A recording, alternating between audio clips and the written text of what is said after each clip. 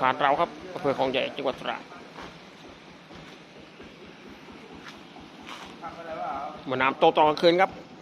เอาเรือขึ้นตอนนี้น้ำโตกลางคืน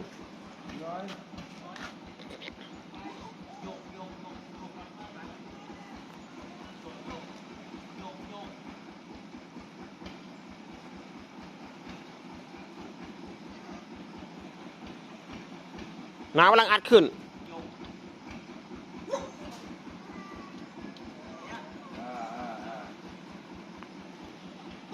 ครับขึ้นแล้วครับหลังจากรอน้ำ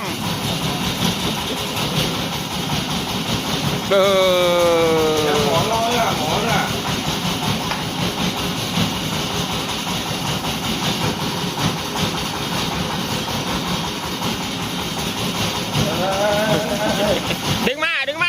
ดึงมาทางนี้เอาหมอจีมไหมอ่ะเอาไม้ลองอ่ะเอาแล้ว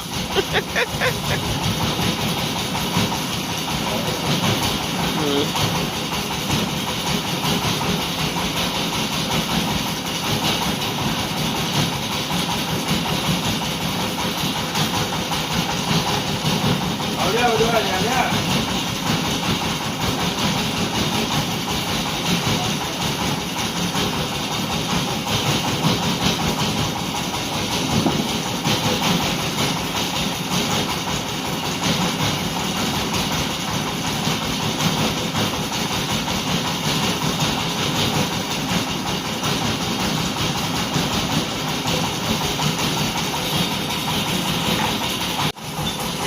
มาแล้วครับ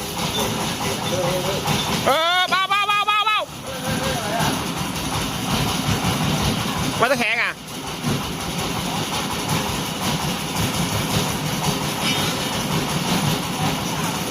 เฮ้ยจบละหนักท้าย กระดกนี่หว่ากระดกขึ้นรอบสองครับรอบแรกหนักท้ายครับหัวกระดก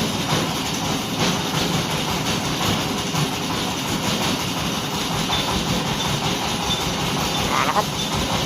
รอบสอง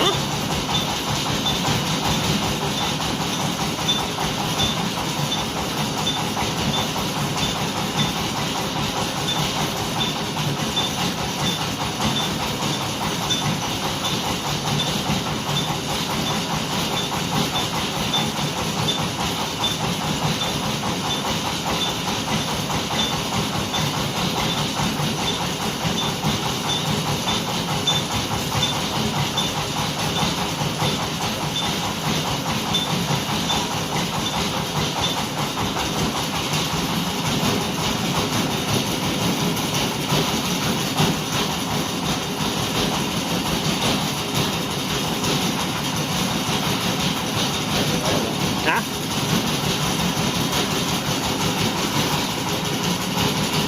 รอตรงราวน่ะ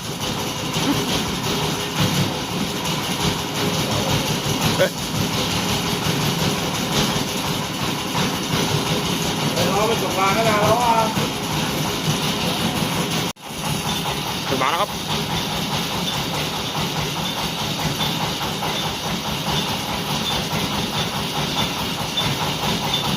เหยียบเชือกอ่ะ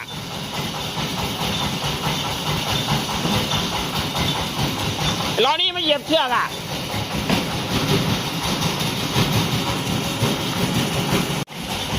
อะไรตามไปจักออกอ่ะถึงมาแล้วครับ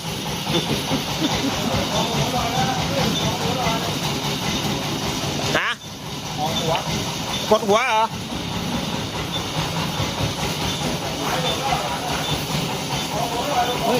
ไม่กดหัวแล้วกดหัว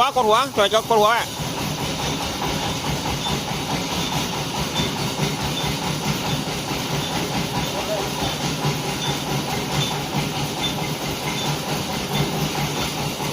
หัวครับไปตัวถ่วงครับตัวถ่วง โอเคเรียบร้อยครับ โอ้อะไรอ่ะถอดไปจักเปล่าอ่ะถอดตะกูถอดอะไรเปล่า อย่างนี้ก็ถอดได้แก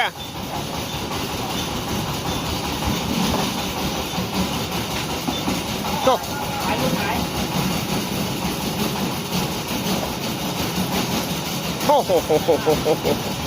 ไม่น่าวิ่งหรอกสูงขนาดนี้ ไงของมันเนี่ยวิ่งช้าติด แล้วบอกกันเลยวิ่งไม่ออกก็ดูนะดูประจักษ์เลย วิ่ง โอ้โหไปเอาอะไรมาเนี่ยตะเบิร์นอ่ะโอ้โหประจักษ์ครับ ทั้งตุงทั้งเชือกมีมีดอยู่ฝั่งนู้นเนี่ยมีดอยู่นู่นอ่ะโต๊ะนู้นอ่ะมาโต๊ะนู้นอะมีก็ไปเอาฝั่งนู้นมา เดี๋ยวพรุ่งนี้ก็ได้ครับลาครับก่อน เรียบร้อยครับไอ้มุกทำอะไร กินหอย เรียบร้อยป่าจะเอาขึ้นได้